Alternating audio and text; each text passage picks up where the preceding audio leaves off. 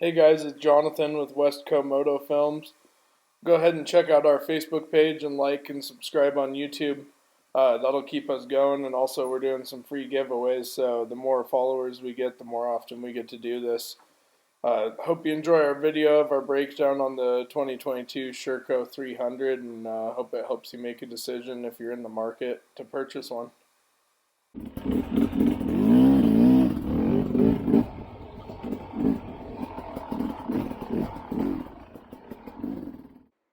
Alright guys, this is my first impression of a 2022 Sherco SE300. My brother purchased this bike in late December.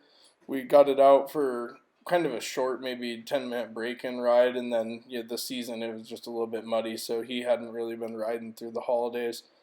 So here we are, mid-January, or late January, riding 5 miles of hell trail in Utah. If you've ridden this, you know this is some pretty gnarly terrain, so I think the big key points right off the bat, after riding a KTM for a long time and comparing it to my 300, first of all, the powerhouse in this bike has way more low-end torque, it seems like, than my 300. I believe a lot of the reason for that is the engine mass itself. So it's got a heavier flywheel, just heavier engine mass, it lugs better, and it makes this bike work really well. Downside is right out of the factory, this thing comes with a 1348 gearing, which I think is a little high for a bike being marketed as an enduro bike. If I was going to purchase this thing, I'd want it to come with 1350 right off the bat.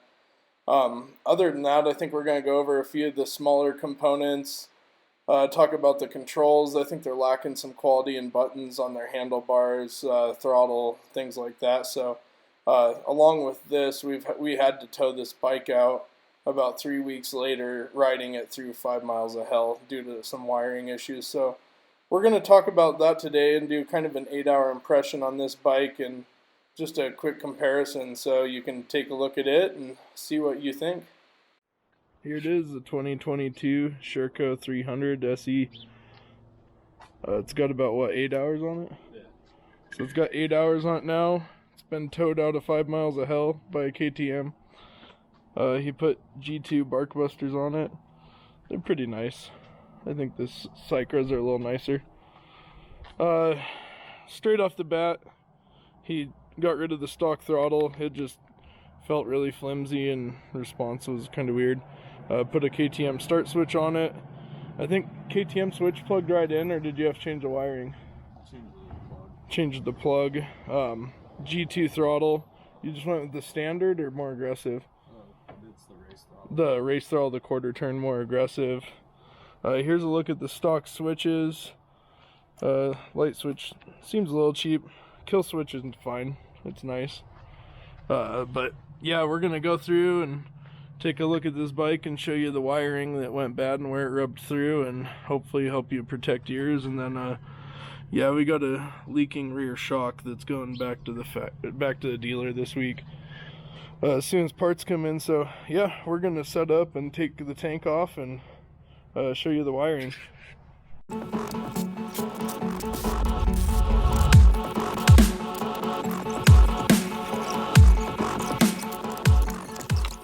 So taking a look at the wiring, the dealer said they had to put a new plug in here.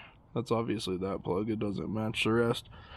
That's the plug that comes straight out of your CDI box, and it feeds up through, I'm guessing, to your coil, to your ignition coil. So that's where it rubbed through. They have a lot of wires up in here, so I guess just be careful. I wonder if there's a way that it looks like it rubbed through on the radiator here. So I guess when you get your bike, take it and see if you can get all this stuff wrapped up a little bit better so it doesn't wear.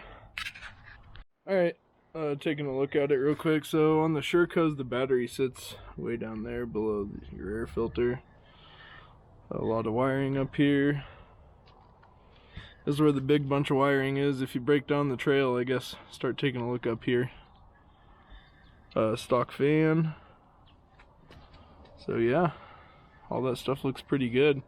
They got this tied up a little bit better. You can kind of tell where it was rubbing on the radiator up there, that they had to replace the plug and everything. So Bulletproof Designs radiator guards are almost a must. I think first ride we went on, Jordan dropped it, so yeah, first ride we went on, Jordan dropped the bike, and as you can see, there's some radiator damage in there. The tabs, these tabs bend pretty easy, so radiator guards are a must. And as you'll come to find out, I think you have to buy almost all accessories through your Sherco dealer. There's hardly anything online, so I just wanted to talk over that real quick. It seems like Sherco owns the rights to most of their aftermarket accessories, and they actually have to be sold through an authorized dealer. So if you're going to be purchase one of these bikes, just make sure you do your research and talk to your local dealer.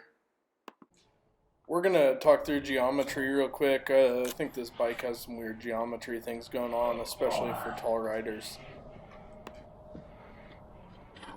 So I'm not your average rider. Jonathan and I are both about 6'4". So I think this thing probably stock is made for maybe like a 5'6", 5'8" rider. The hard thing with some of these new bikes, because of the fork angle and how pitched out it is, the more riser you run, the more back your bars become. The more riser you come, the further back your bars end up being. So if you can, it's good to try and typically run as low a riser as possible and just run a little bit higher bars. It'll keep your bars a little more forward and keep your body positioning a little bit better. Also for tall riders, I'd probably recommend drop pegs. Just the pegs on this Sherco sit a little bit higher than the typical KTM Beta gas. So yeah, I would just recommend dropper pegs if you're a little bit taller than the average rider. But yeah, overall, good setup bike. Besides, I just really didn't like the handlebar buttons that came with, just the controls. They could have stepped that up, but overall, it's your typical stuff. Your Brembo brakes, Galfer rotors, KYB suspension that everyone seems to say is the best in the business. Even their sprockets are pretty nice. Just a nice steel sprocket that's cut out for weight reduction, and DID chain, some of the usual components. So yeah, great bike. It comes with these 140 Michelin fat tires. They're pretty monster tires. I mean, the rear is huge. So it's been good. Gummies just don't seem to last very long, especially when you're riding Utah sandstone. So oh yeah, and also this bike comes with FMF Gold Series gnarly with a FES factory exhaust system. Alright guys, just to wrap up my thoughts, overall great bike, great powerhouse, geometry, it's good. I think depends on your height and your riding style, which obviously of the 300s is going to fit you. Obviously you can make some changes to make this more comfortable.